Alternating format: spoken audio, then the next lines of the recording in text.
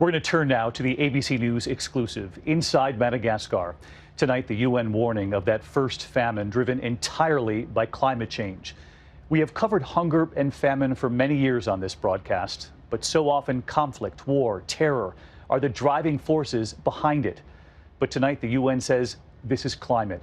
More than 1 million people facing hunger and starvation in southern Madagascar. And we boarded a small plane with the World Food Program to get to the south. And what we witnessed when we got there.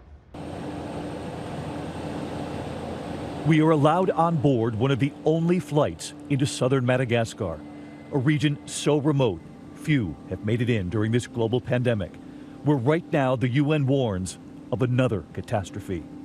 Through the window, a hint of what we'll witness, the scorched landscape. We land where the World Food Program is waiting for us.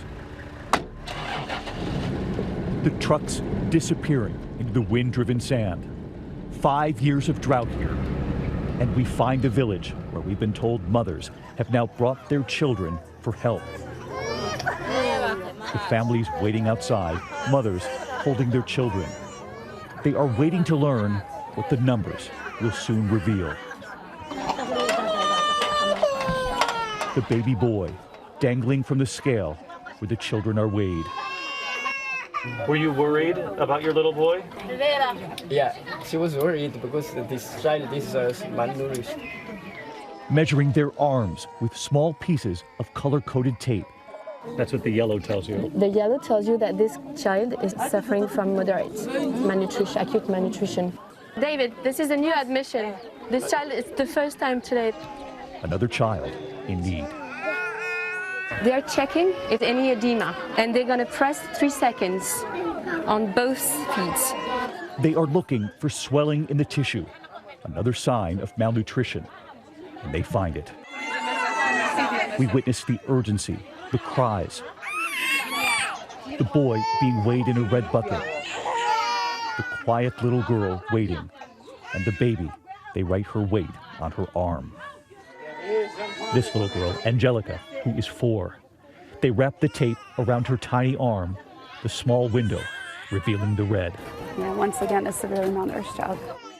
Showing her stomach to the aid workers.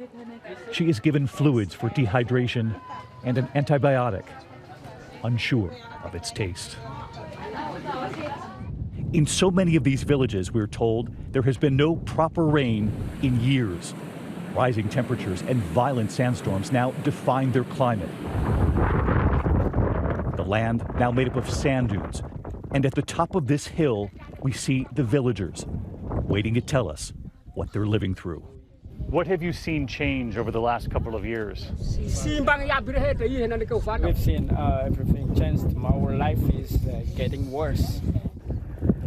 We see the cracked earth for miles. What are we witnessing right now as far as climate? It's something really new. It's a change in the landscape. Having sandstorm in this kind of landscape, it's not something usual. And having the effects of sandstorm shows that nature is changing, the environment is changing, and the climate change is affecting this area more than the rest of Madagascar. Rainfall patterns have grown erratic, and scientists say temperatures in the region are rising at double the global rate. It's not just this year, it's building up, it's year after year, the rains are less, and that people have less and less food to eat. We witness the families here who spend an entire day hoping to find water, and we go to find it too. This was once one of the main rivers here. I'm standing in what was once the Muir River, more than 160 miles long. A year ago, I would have been standing in water. Now all that remains is sand and the few pockets of water. They bring in livestock from all over to get any water they can find. We meet a mother digging several feet down to find water. How far did you come to get water? 3 hours. 3 hours to come get water. They scoop it up 1 cup at a time, and this mother takes a break to drink it. And we witness what they turn to when there is no more food to eat. In some cases, locusts, insects, and red cactus. This mother shows us what little she has to prepare for dinner. This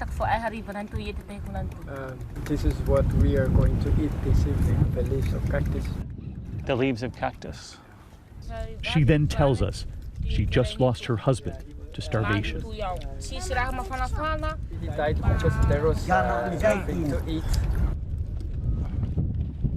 She takes us to where she now lives with her children. It's so hard for us to face the drought.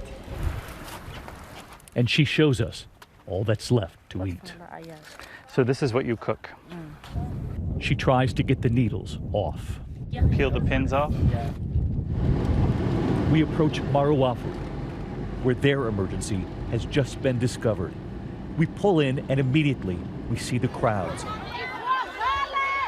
And we are told this is the first time anyone has brought this village food. This is the first time. It's the first time they received the food.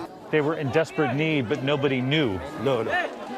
And around the corner, this little girl named Samevumene and her eyes. She's more than 5. She's older than 5. She touches her stomach and tells us it hurts.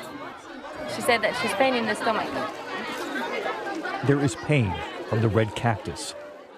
I mean, this is an emergency. Yeah, it's clearly an emergency. You can see it here in the faces of the children, so many of them already severely malnourished. And we haven't even reached the lean season. That's when they would plant with the hope that there might be some sign of rain in the coming months. But it's a slim hope, and these children are already in trouble. We are providing them only with 15 days worth of food.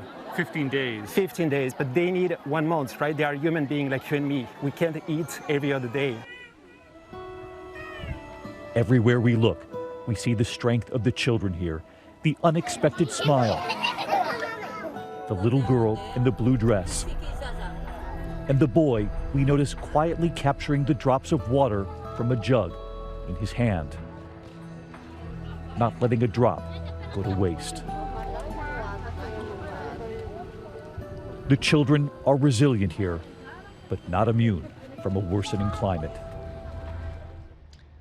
And this number tonight, the World Carbon Project saying the people of Madagascar contribute 0.01% of carbon emissions worldwide. So little, and yet they are truly paying the price. If you would like to learn more, if you would like to help, you can go to our homepage, abcnews.com. Hi everyone, George Stephanopoulos here. Thanks for checking out the ABC News YouTube channel. If you'd like to get more videos, show highlights, and watch live event coverage, click on the right over here to subscribe to our channel, and don't forget to download the ABC News app for breaking news alerts. Thanks for watching.